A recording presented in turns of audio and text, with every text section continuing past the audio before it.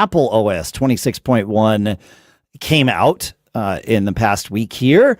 And actually, I have some things to report on that. But in terms of quick tips, one of the sort of favorite things that I hear from a lot of people is that it lets you adjust the amount of liquid glass effect. And you can do this on iOS, iPadOS, macOS, but not the one place that I wanted it, which is watchOS. I've gotten fairly used to liquid glass on my iPhone, but on my watch, especially with the notifications, it just is not the way that I like.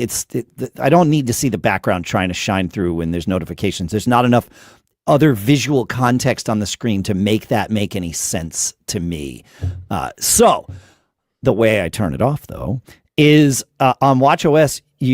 On your phone, you go into the Watch app. You go into accessibility for your watch settings, and you turn off reduce transparency.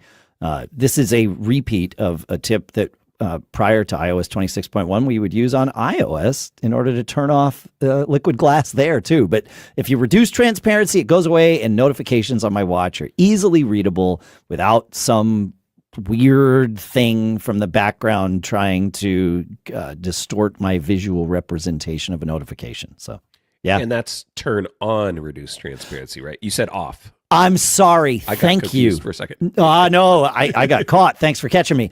No, yes, turn on reduce transparency. Thank you.